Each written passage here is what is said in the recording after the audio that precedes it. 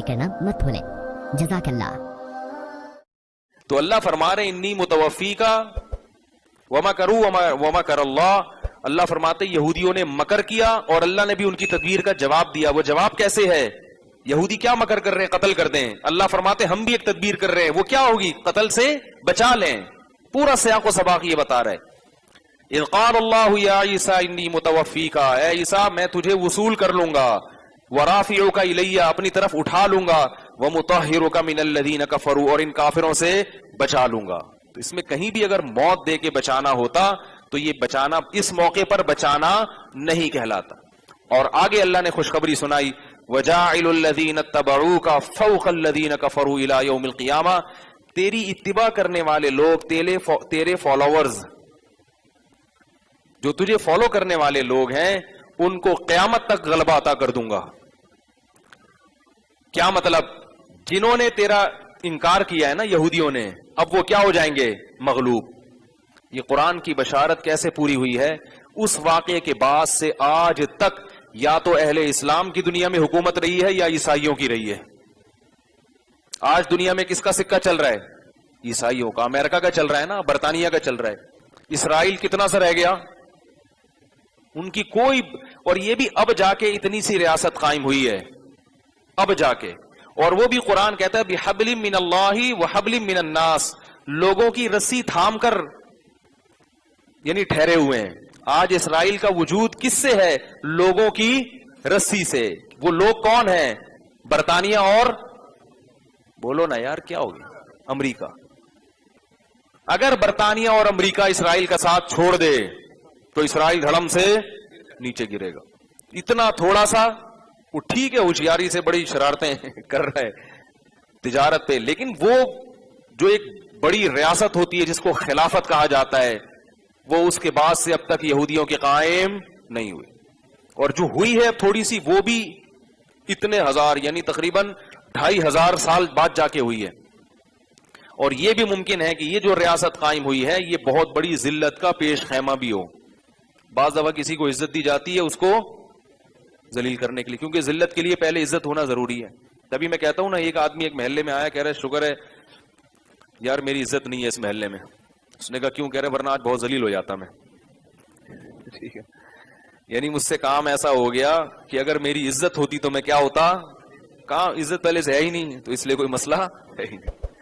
تو اس لیے علماء کہتے ہیں عین ممکن ہے، کیونکہ رسول اللہ صلی اللہ علیہ وسلم نے فرمایا کہ مسلمانوں کی جو آخری لڑائی ہوگی نا، جو فیصلہ کن معرکہ ہوگا، وہ یہودیوں سے ہوگا. تو یہ ظاہر ہے وہ معرکہ جب ہی ہوگا جب ان کو تھوڑی سی طاقت تو ملے نا. تو وہ طاقت میں آ رہے ہیں آہستہ آہستہ، مختلف بڑی بڑی ریاستوں سے معاہدے کر کے. انڈیا سے بھی ان کے بڑے اچھے تعلقات ہیں اسرائیل کے. تو سب بڑے بڑے پاورفل ملکوں سے بنا کے رکھی ہوئی اس نے، یہ ان کی سیاست ہے. تو یہ بہت بڑی جنگ کی طرف آگے معاملہ جا رہا ہے. اللہ تعالیٰ اس دنیا کو امن والا بنائے. اللہ نے قرآن میں فرما دیا کہ یہ لوگ زمین میں فساد مچاتے رہیں گے. آج جو ہم نے آیت پڑھی ہے نا، اس میں یہ کہ یہ لوگ زمین میں فساد مچاتے رہیں گے. تو عیسیٰ علیہ السلام کے ساتھ جو انہوں نے انصافی کی، اللہ کے ایک برگزیدہ پیغمبر کو انہوں نے ان کے ساتھ ظلم کیا، اتنے معجزے دیکھ کر بھی ان پر ایمان نہیں لائے. اس نافرمانی کی پھٹکار برسی ہے ان لوگوں کے اوپر کہ ان کی قسمت میں کیا ہے کہ زمین میں ہمیشہ 2 نمبری کرو، فساد مچاؤ. ایک شخص نے بڑا اچھا فارمولا لکھا کہ world minus Jesus is equal to peace. Sorry Jesus نہیں، Jews. World minus Jews is equal to peace. نہیں آ رہا بعد میں، یہ اکاؤنٹنگ کے ماہر بیٹھے ہوئے، ان سے ان کو بتا دینا. تو فساد ہی فساد.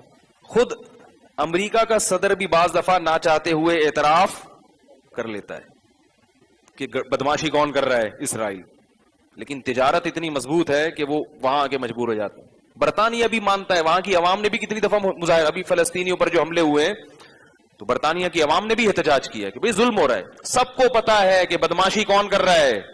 اسرائیل کر رہا ہے. اللہ نے 1400 سال پہلے بتا دیا کہ یہ زمین میں فساد مچاتے رہیں گے. کیوں؟ انہوں نے پیغمبروں کو قتل کیا ہے، عیسیٰ علیہ السلام سے پہلے بھی، اور عیسیٰ علیہ السلام کو بھی اپنے خیال کے مطابق قتل کرنے کی انہوں نے کوشش کی.